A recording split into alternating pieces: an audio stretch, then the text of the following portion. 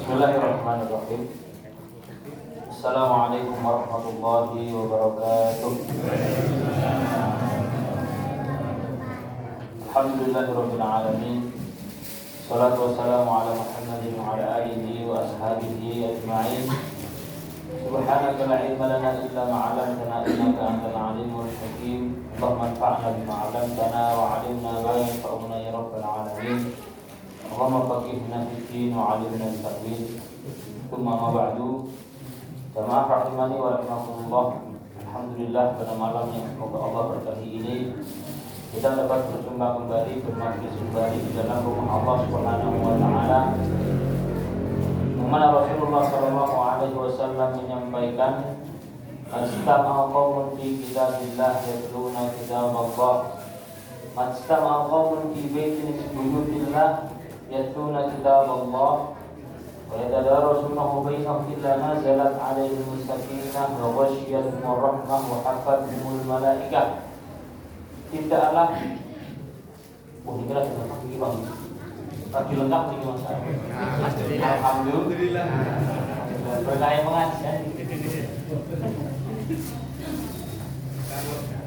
Tidaklah setiap kaum itu duduk di rumahnya Allah Subhanahu wa taala membahas Al-Qur'an, hadis Nabi sallallahu alaihi wasallam kecuali akan turun ketenangan di antara mereka.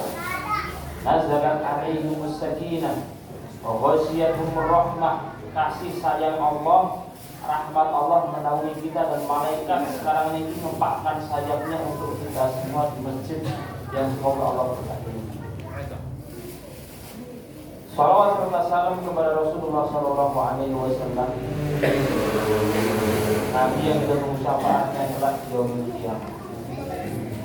Ini kersane mulih.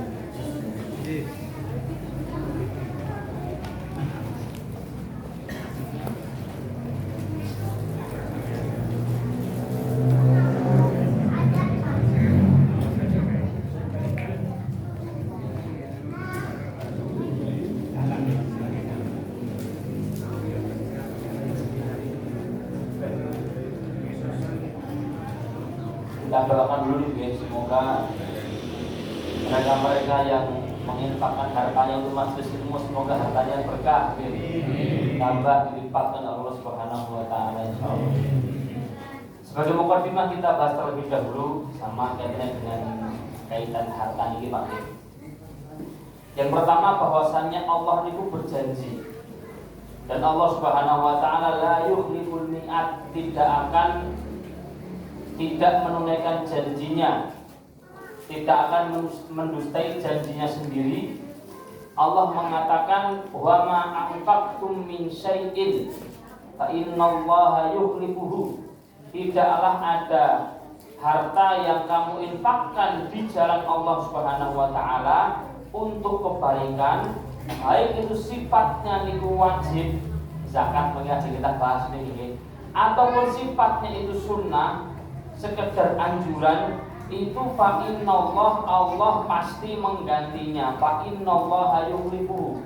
Itu janji Allah ini. Allah pasti menggantinya. Di hadis Nabi sallallahu alaihi wasallam Allah menguatkan lagi ayat ini. Ya bani Adam, wahai anak Adam, anfiq unfiq alaika.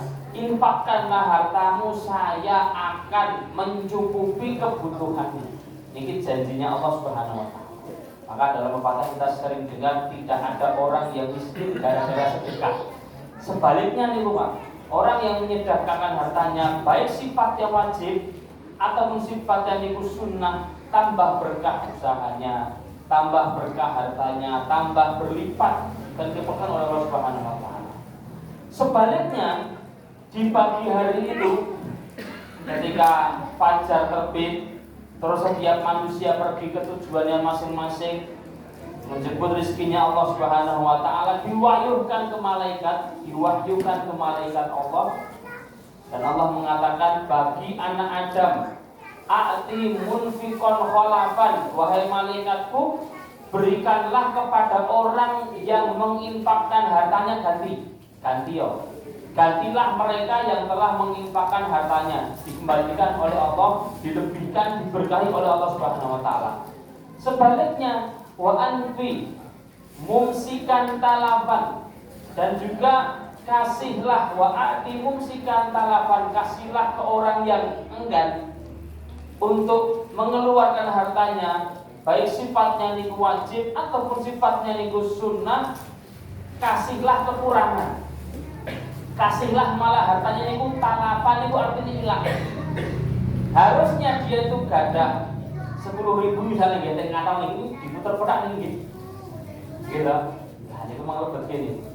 Diganti oleh Allah Subhanahu wa taala. Kok ditahan? Mungkin kok ketresut, napa nggih dawah pas mendhet kunci nol. Sepuluh mundi nggih. Nah niku malah dihilangkan. Yang harusnya kita sedekah dengan niat baik diganti sama Allah Subhanahu wa taala, tapi ketika malah kita tahan karena sifat yang tidak baik di diri kita, malah harta itu hilang. Entah gara-gara apa. Sebabnya malah kadang kita tidak menyukainya. Ya mungkin diambil orang, ataupun hilang tanpa sebab, ataupun apapun itu, sehingga tidak ada malah kebaikan, keberkahan di dalam harta kita tersebut. Maka insya Allah apapun yang kita keluarkan untuk jalan Allah Subhanahu wa taala, baik itu sifatnya wajib, apalagi baik itu sifatnya sunnah, apalagi sifatnya niku wajib, Allah berjanji untuk mencukupi apa yang kita telah keluarkan dari harta kita tersebut. Ini dasaran iman, keyakinan gitu, ketika kita mengeluarkan harta di jalan Allah Subhanahu wa taala. Baik. Bismillahirrahmanirrahim. Kita sekarang masuk ke pembahasan selanjutnya dari bab zakat sesi ketiga niki, dan kita masuk ke zakat pertanian. Niki lagi. Zakat pertanian kalau di dalam fikih Islam biasanya diistilahkan zakat al-hubub wa thimar. Yang ini al-hubub wa thimar, yaitu adalah zakat hubub niki biji-bijian, dan juga thimar, yaitu adalah buah-buahan. Zakat di biji dan juga zakat di buah. Oke. Sekarang landasannya dulu.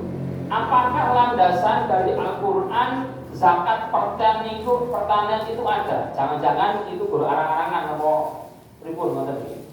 Allah mengatakan di Al-Quran di surat Al-Baqarah ayat 264, Allah mengatakan, ya ayyuhalladzina amanu anfiqu min thayyibati ma kasabtum. Al-Baqarah surat kedua setelah Al-Fatihah 264, Allah mengatakan anfiqu min thayyibati ma kasabtum wa mimma akhrajna lakum minal ardi. Ini yang digaris bawah. Wahai orang-orang yang beriman, infakkanlah. Nah, kita sudah bahas ini lagi. Kalimat infak niku di Al-Quran bisa jadi secara hukum niku sunnah, sekedar anjuran, bisa jadi hukumnya niku wajib. Infak di sini artinya adalah wajib, yaitu adalah zakat wajib. Zakatkanlah, keluarkanlah, infakkanlah min thayyibati ma kasabtum, dari harta baik-baik yang kalian telah cari. Kalimat ini sudah kita bahas di zakat perniagaan, zakat perdagangan, zakat mal, sudah kita bahas. Kalimat setelahnya wa mimma, dan dari apa-apa yang akhrajna lakum minal ardi, yang kami telah keluarkan untuk kalian dari tanah. Oh, ini kalimatnya dalam sekali gimana? Wa mimma, dan dari apa, akhrajna, yang kami Akhrajna ini kami telah keluarkan. Maka sejatinya yang menjadikan panen itu berhasil sinten niku Pak? Allah Subhanahu wa taala. Dan belum takdirnya itu panen nggih, benjing ngajeng panen udah angin itu nggih ambruk sedaya. Besok mau panen tiba-tiba apa? Ada saja karena Allah belum mengeluarkan, sudah dikasih pupuk dan lain sebagainya, anti hama dan lain sebagainya. Ditakdir Allah belum dikeluarkan sama Allah tumbuhan itu belum tumbuh. Makanya ayat mengatakan akhrajna, kami telah mengeluarkan untuk kalian lakum minal ardi, dari tanah yang ada. Dari sini ulama mengatakan kalimat kami telah mengeluarkan untuk kalian dari tanah-tanah itu membahas ke zakat pertanian atau zakat biji-bijian dan juga zakat buah-buahan. Nah, ini landasan pertama dalilnya dari Al-Qur'an. Surat Al-Baqarah. Baik. Kemudian kalau ditanya biji-bijian dan juga dikatakan buah-buahan, pertanyaannya biji apa saja dan juga buah apa saja. Ini kita rujuk dulu ke masa Nabi Shallallahu Alaihi Wasallam. Biji yang dikeluarkan oleh Nabi Shallallahu Alaihi Wasallam ya yang tumbuh di Mekah itu paling Madinah, yaitu adalah kurma. Kalau buah-buahan, buah-buahan di masa Nabi yang beliau keluarkan adalah kurma, kale, anggur. Kemudian biji-bijian yang dikeluarkan di masa itu yang tumbuh adalah gandum. Kurma, kale, anggur ini buah-buahan, terus kemudian biji-bijiannya gandum. Nas beras kayak kita ini Pak, tidak ada di masa Rasulullah SAW. Beliau pun belum pernah melihat beras. Tapi gandum di masa kita ada, di masa beliau ada. Dari kurma, dari anggur, dari gandum ini, kemudian ulama mengambil kesimpulan, maka yang dikeluarkan zakatnya oleh Rasulullah SAW di kaedah biji-bijian dan juga buah-buahan itu adalah yang dapat pertama ditimbang. Setelah sakit biasanya ditimbang, semua bisa ditimbang, dan juga awet bisa ditimbun. Di biji-bijian, semua biji-bijian yang dapat ditimbang dan juga ditimbun. Kullu muddakharin mauzun. Setiap yang bisa ditimbang dan ditimbun, maka itu termasuk biji-bijian yang wajib untuk dizakat. Kita istilahnya kolonijo itu Pak. Semua dari yang kita tanam, kok itu awet dan bisa ditimbang, maka itu masuk, ada zakatnya di tanaman tersebut, di tanamannya ada zakatnya.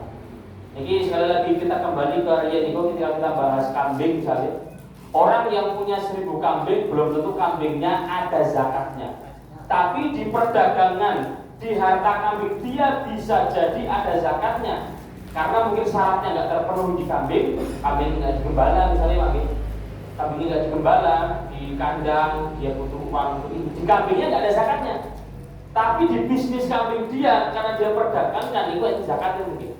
Sama juga di sini, hanya dia yang ditimbang dan juga dapat ditimbun. Misalnya padi itu jelas nih, kemudian jagung, mulai Pak,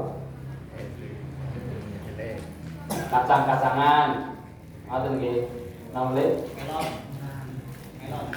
melon benar digosok nih.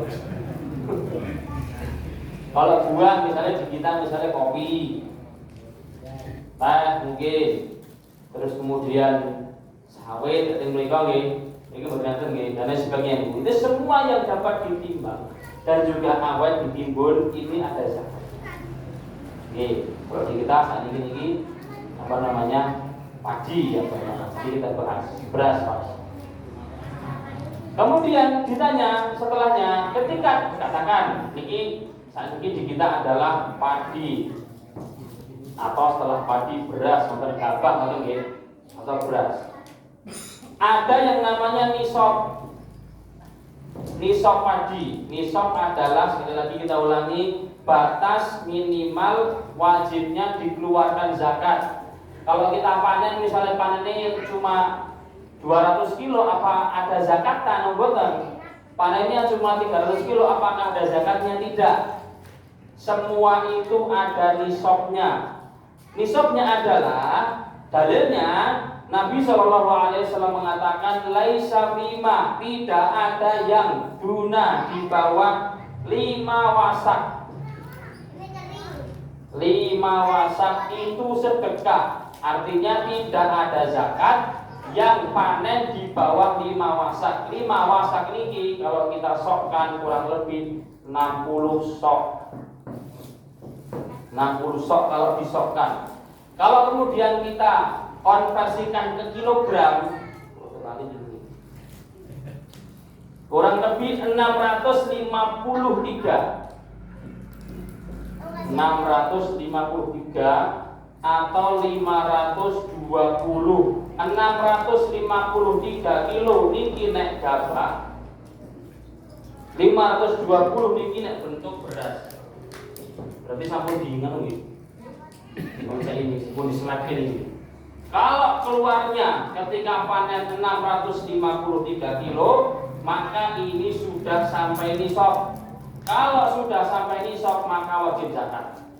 Dan biasanya kita pakai ini 653 ini sama dengan 60 sok, ini sama dengan 5 wasak. Ya, maka ini diperhatikan. Kilonya ini diperhatikan. Ketika sudah sampai di sini, maka sudah sampai wajib zakat, maka sudah sampai nisab, maka diwajibkan untuk zakat. Ada yang digol sedaya niku nggih. Nah, niku ditimbang riyen sedaya, ketika sampai ke nisabnya, oh berarti saya wajib untuk zakat. Ngoten nggih. Kemudian kalau dikatakan wajib zakat, zakatnya berapa dari 653 kilo niki? Sawah kita kan dua macam gitu. Juga dikatakan sama Nabi SAW, sawah terbagi jadi dua. Ada yang tak ada hujan, murni tawakali gede kalian Gusti Allah. Pokoknya Bismillah dan hujan tukul monggo kerso ya Allah nggih. Mboten disirami. Murni mengandalkan hujan tanpa kita nyewa diesel napa-napa niku nggih. Kalau dulu niku ngangge unta, kalian keledai. Keledai niku nggae gerobak menika terus dikasih gentong gede dikelilingkan ke ladang. Nah niku kan bayar seperti itu. Nah, bayar seperti itu kan petani butuh mengeluarkan dana sehingga dibedakan cara menghitungnya sama Rasulullah SAW. Kalau sawahnya murni tak ada hujan, maka itu adalah 1/10 yang harus dikeluarkan. Kalau sawahnya itu pakai pengairan, baik itu diesel atau apapun itu, maka yang dikeluarkan adalah 1/20, sehingga lebih sedikit karena ini tidak mengeluarkan biaya, ini mengeluarkan biaya. Jadi misalkan panennya adalah 1 ton, misalnya memang bagi ya mengeluarkan pengairan untuk sawah saya, murni pengairan, nggak mengandalkan hujan ya, asal mawon. Nanti zakatnya ketika sampai dipanen 1000 kilo niki 1000 membagi 20 itu nih Pak. Jadi 50 nggih. Apa 500? 50. Ngoten nggih. 50 kilo dikeluarkan zakatnya. Kemudian, lah saya ini ngano ya Mas, kula setengah-setengah nih. Udan nggih. Ngangge udan, gitu. Boten udan nggih, ngangge diesel ngoten, setengah-setengah. Maka rentangannya adalah antara 1/10 dan antara 1/20. Antara 5% ke 10%. Ini 5% ini. Yang ini 5%. Ini 10%. yang niki 5%. Maka rentangnya antara 5 sampai 10. Misalkan satu setengah bulan menggunakan air hujan, 1,5 bulan sisanya itu menggunakan perairan, maka nanti zakatnya jatuhnya tidak 5%, tidak 10%, tapi 7,5%. 6 bulan menggunakan perairan, 6 bulan menggunakan hujan, maka zakatnya 7,5%. Pokoknya mang kira-kira nih, kira-kira saya penggunaan air saya mayoritas kurang lebih kalau dipersenkan sekian persen. Itu silahkan dihitung, nanti kemudian zakatnya dari jumlah ketika sudah sampai batasan nisab niki 653 gambar niki, kemudian dibagi sekian persen dari yang ada. Jadi tidak kurang dari 5% dan tidak lebih dari 10%. Di awal Pak nggih kita sampaikan kaidah zakat di Islam tidak mendolimi pemilik harta dan juga tidak mendolimi fakir miskin yang menerima zakat. Panennya rongton, masa ngasihnya ngeluarkannya cuma 2 kilo kan nggih? Kebangetan niku nggih. Panennya 1 ton yang diwajibkan 500 kilo, zalim kepada pemilik harta. Islam adil. Nggih. Maka yang dikeluarkan tidak kurang dari 5% dan juga tidak lebih dari 10%.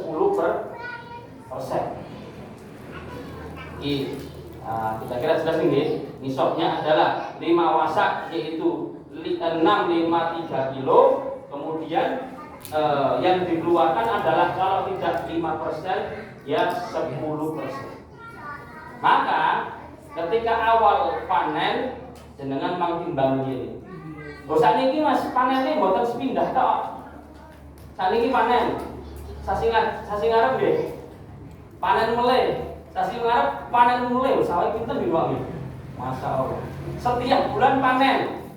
Terus hitungannya pripun? Yang dijadikan patokan oleh syariat Islam itu adalah 1 tahun.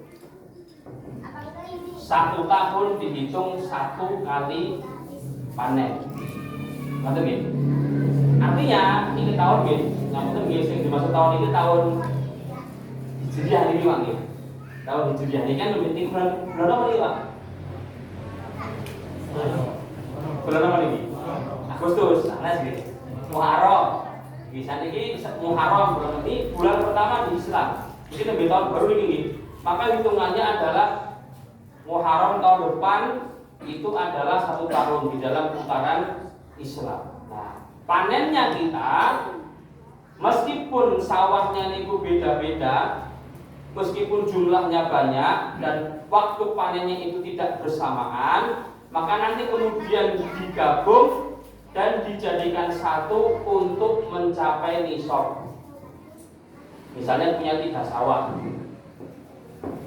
Sawah pertama panen bulan 1 dapat cuma katakan 200 kilo. Sawah kedua panennya tahun depan, panennya cuma dapat 200 kilo. Sawah ketiga panen sebulan lagi, kira-kira doanya berapa kilo Pak? Moga-moga soalnya 300 ya mungkin zakat lagi. Nek kalian itu baru zakat, doanya betul lagi kira-kira dia dapat keluar 300 kilo, alhamdulillah gitu. Maka ketika dijumlah dia akan keluar 700 kilo. Apakah sudah sampai nisab? Sudah, maka dikeluarkan zakat. Jadi tidak hanya sekali panen. Alhamdulillah ketika pak sawahnya besar, panen sekali 1 ton, 1 ton, rampung itu. Langsung ketika itu dikeluarkan zakatnya boleh, tidak harus digabungkan sekaligus juga. Karena setiap kali panen sudah sampai nisab. Ini misalnya nisab 1, nisab 2, nisab 3. Panen pertama 1 ton, maka dia dapat 3 nisab. 3 nisab berarti ya sudah lebih dari 3 kalinya 653 kilo. Ini penggabungan yang namanya nisab. Sekarang masalah ini, aku di sawah kok Mas. Nggak tahu. Ini soalnya bernyewa, saya biasanya cuma menyewa sawah Sebaliknya, aku ratani kok. Saya enggak tani, saya cuma menyewakan sawah. Itu jajane pripun nek ngoten niku. Ngoten iki saya akan sedikit membahas tentang hukum menyewakan tanah. Ini.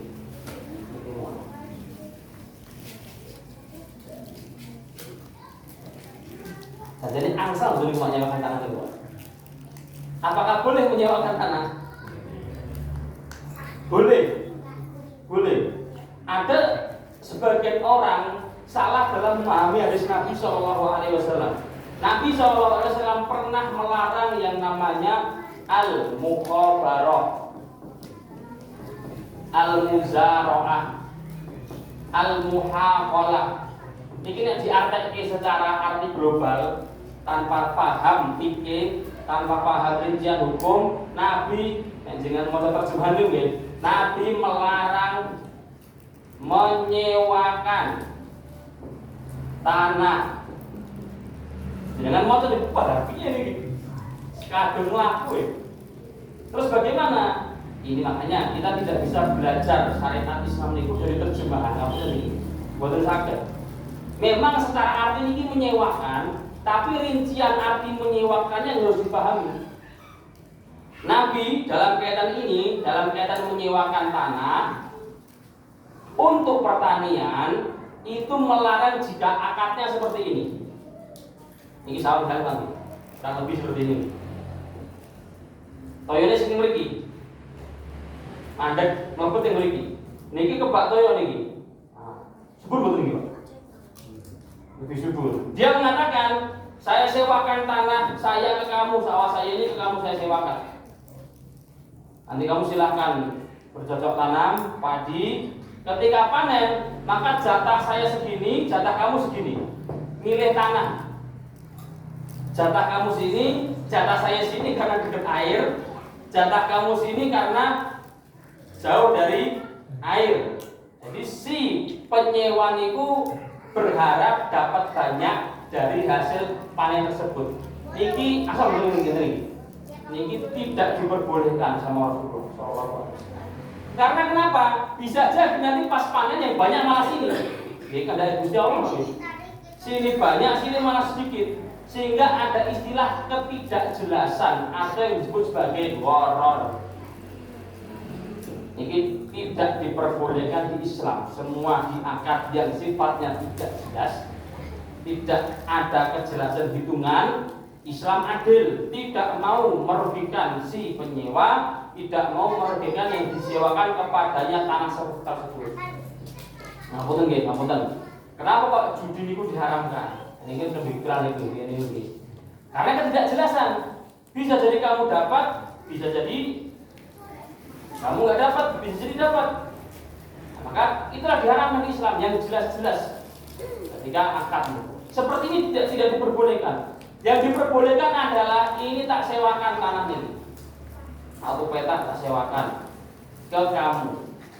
Hasilnya, misalkan lagi saya 50%, kamu 50%. Di sini kita di sini.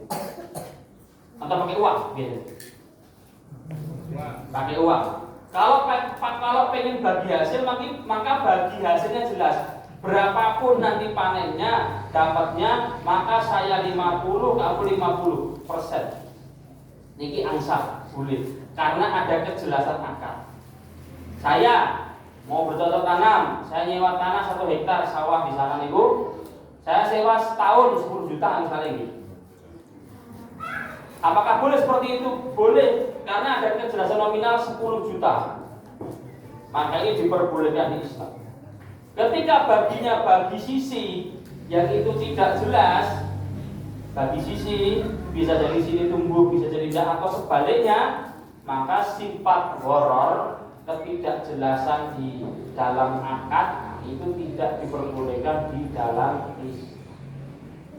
Seperti itu dilarang di dalam Islam karena itu akan merugikan manusianya sendiri karena ketidakjelasan yang ada. Lalu terus bagaimana ketika saya menyewakan tanah, saya bercocok tanam, yang wajib zakat sinten niku? Ngoten nggih. Yang wajib zakat siapa? Ketika saya itu menyewa tanah bukan tanah saya, tapi saya bercocok tanam di situ. Apakah yang wajib zakat itu pemilik tanah atau saya yang bercocok tanam? Mayoritas ulama mengatakan bahwasanya yang wajib zakat adalah yang bercocok tanam. Yang bercocok tanam. Saya misalnya nyewa tanah mungkin di sawah gitu. 1 hektar saya tanami padi semuanya. Yang wajib zakat adalah saya sebagai penyewa yang saya bercocok tanam di sini.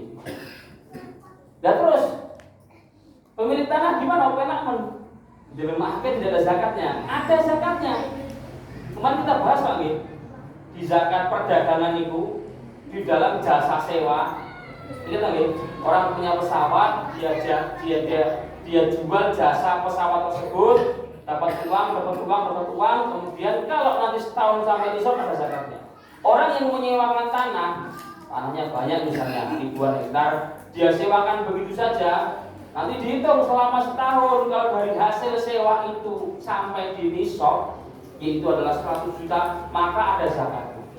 Jika tidak, maka tidak ada zakatnya. Alhamdulillah nih, orang rasa tak alhamdulillah tak sewa ke mawon lebih enak. Memang seperti itu akan yang Islam. Lah tanah kita misalnya Pak, kita punya tanah banyak, tuan takur misalnya gitu. Apakah di tanah itu ada zakatnya di tanah itu? Di tanah itu apakah ada zakatnya? Menurut banyak ulama terdahulu, di tanah itu tidak ada zakatnya karena itu untuk kepemilikan Pak. Nah, dulu juga kita bahas, saya punya rumah harganya 3 miliar. Apakah di rumah saya ada zakatnya? Oh, setahun rumah ini ada zakatnya. Dicuwili lawangi tunggal itu dizakati. Nopo. Tanah ini 1 hektar ini setahun ada zakatnya. Potong sekian meter enggak ada zakatnya.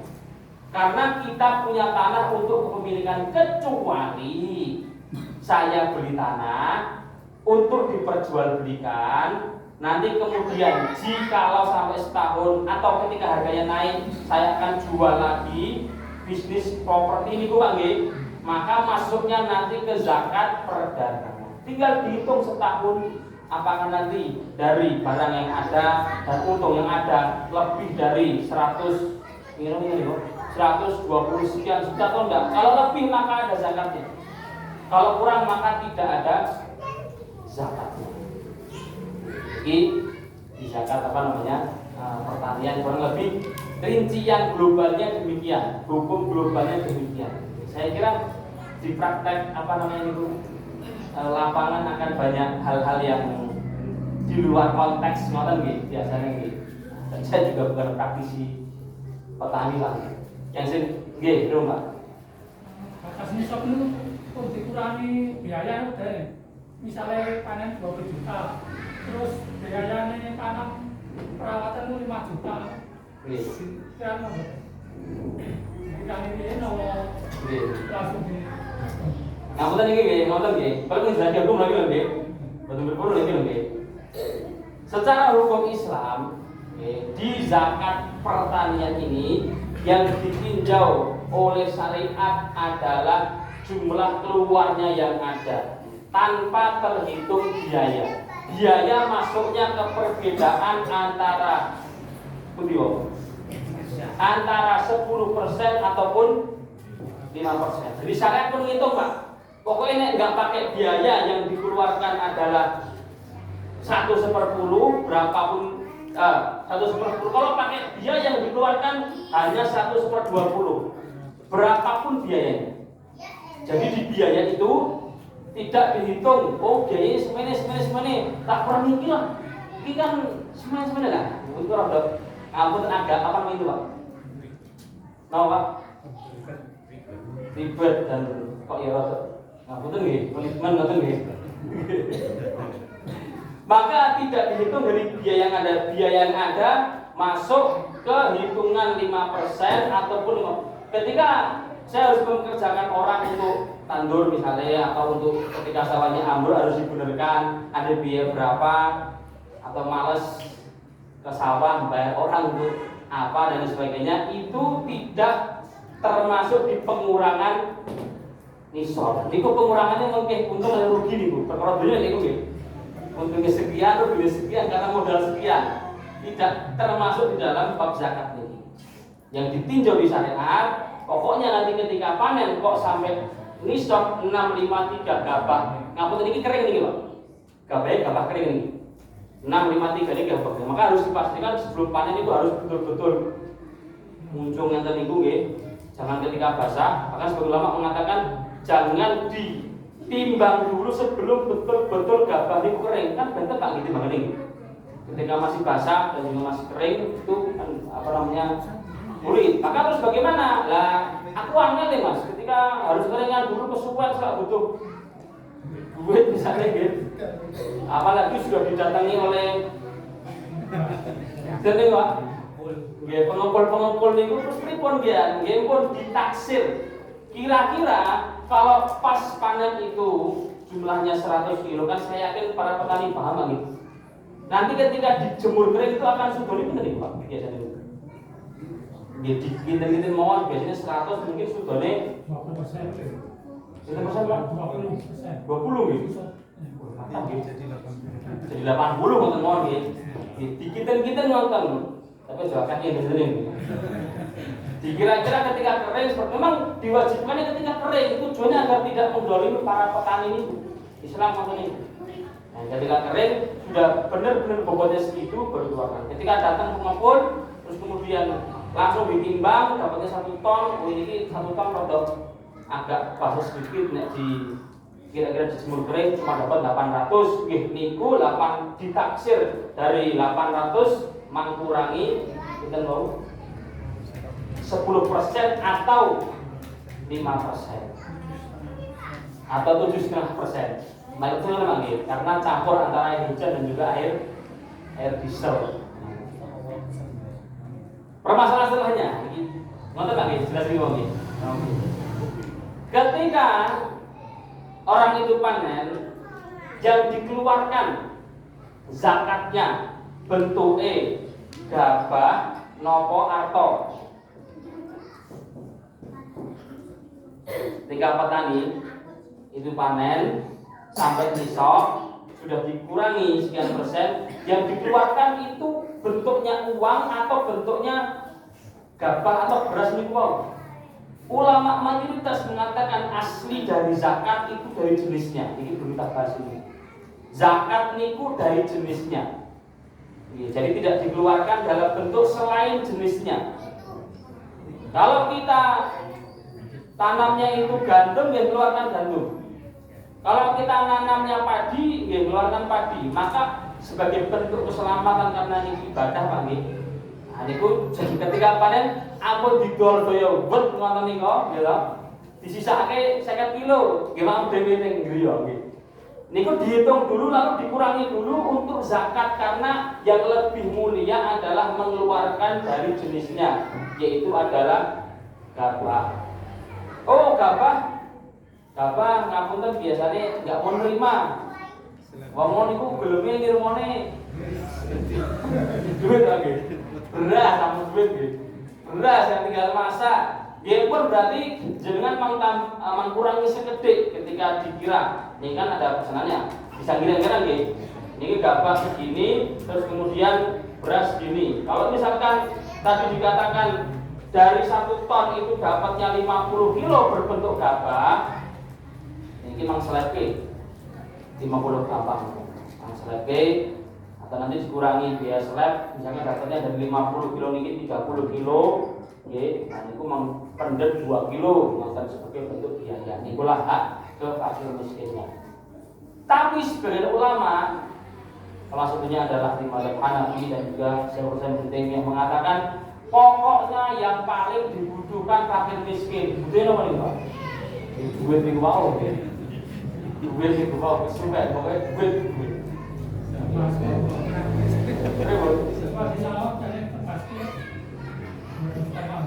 Lagi. Bebas nomor duit ngoten nggih. Niku nek ajeng padosa ini setelah ditebas dapat berapa kilo, Mas iki tak kurangi iki zakatku kok. Iki zakatku kurangi pirang ewu nya tak bayar duit. Malah kita bayar ke dia. Kepeng mulai niku napa? Duit ini sudah deal harga dapat 100 juta misalnya nggih. Tak cukup zakatku sekian kilo nya harga semen iki. Dari harga awal panen tadi ini kita silakan kita berikan ke fakir miskin. Kalau memang itu sulit, agak ribet, tapi kurang afdal nih Pak nggih. Ini pilihan terakhir nih nggih. Pilihan terakhir nih, jalan terakhir nih.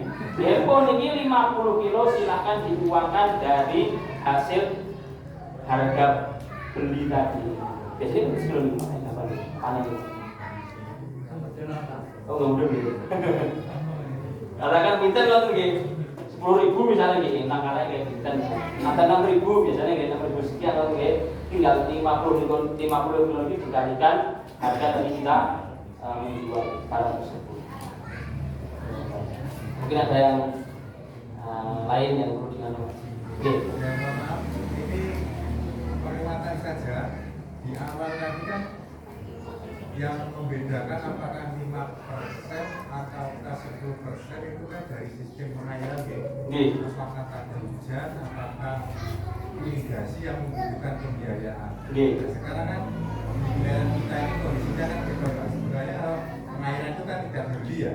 Tapi ada pembiayaan lain untuk padi itu misalnya beli benihnya, terus pupuk, obat semprot dan lain-lain. Maka aturan zakatnya itu ikut yang 5% ada yang 10%. Jadi di pengairan itu memang ulama kemudian mengambil sebab kenapa kok di pengairan itu ada pengurangan jumlah zakatnya. Jadi kemudian misalkan di pengairan kita gratis Pak, misalnya gitu.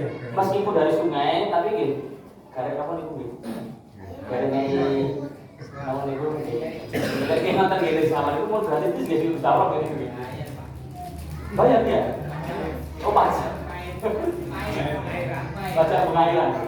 Maka kemudian ulama mengatakan apapun di dalam proses pertanian ini ketika mengeluarkan uang, ketika mengeluarkan harta untuk berhasilnya panen ini, kan kembali lagi nih, konteksnya dulu itu kan di tanah Arab tidak ada kali bener tempat kali teman Pak. Kalian bener enten. Sehingga cara satu-satunya untuk mengalir sawah ladang mereka entah itu kurma atau itu apa, dengan tadi itu ngambil air dari sana menggunakan keledai atau unta, terus dari itu keledai unta nyewa, keledai untanya nyewa sehingga butuh uang.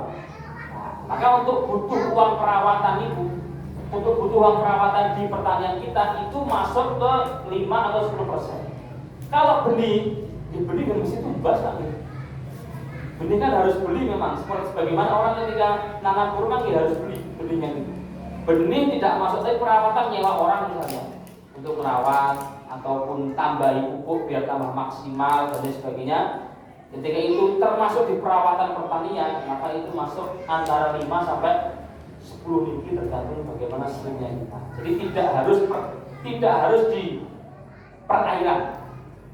Kaitannya tidak harus air yang itu menjadikan beda dari 5 sama 10, tapi biaya pengeluaran uang lebih dari wajar itu berpengaruh ke 5 atau 10%. Tinggal nanti di apa namanya di persenkan, apakah 6%, 7% atau 10% gitu.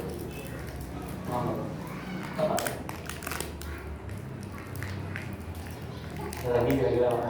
Untuk yang nisabnya, nisab itu kalau tanah sewa itu apa dipotong biaya sewa tanah itu apa enggak nisabnya? Ini. Apakah ada perpotongan biaya sewa? Ya saya dapatnya uangnya 100 juta, lalu sewanya sekian juta. Apa dipotong? Maksudnya nih, saya mikir bapak ibu tadi. Jawabannya. Intinya itu berapa panennya itu yang ditinjau oleh syariat, bukan di biaya sewanya berapa. Biaya sewa atau modal apa itu tidak ditinjau karena itu masuknya ke bisnis lingkungan, masuknya ke bisnis. Jadi tidak berpengaruh ke nilai zakat yang dikeluarkan. Wallahu ta'ala.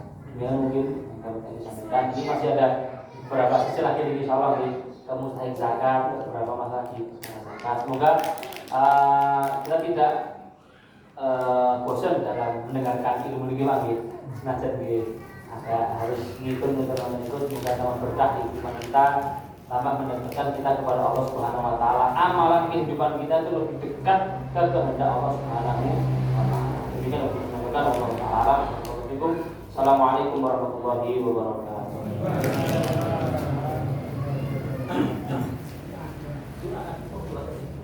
Demikian dan doa. Assalamualaikum warahmatullahi wabarakatuh. Berhubung ada anggota jemaah pengajian yang sakit dan sampai sekarang masih dirawat di ICU Surakarta, maka kami minta doanya dari jemaah pengajian supaya Bapak Saryanto cepat diberi kesembuhan, bisa beraktivitas seperti sedia kala dan bisa beribadah lagi kepada Allah Subhanahu wa taala. Bismillahirrahmanirrahim. Allahumma rabban nas adhibil ba'sa bismi anta syafi la shifa illa shifauka shifaan la yughadiru saqaman wa la alaman. Allahumma rabban nas adhibil ba'sa bismi anta syafi la shifa illa shifauka shifaan la yughadiru saqaman wa la alaman. Allahumma rabban nas isbika ba'sarjan wa anta syafi la shifa illa shifauka shifaan la yughadiru saqaman wa la alaman. Assalamualaikum warahmatullahi wabarakatuh.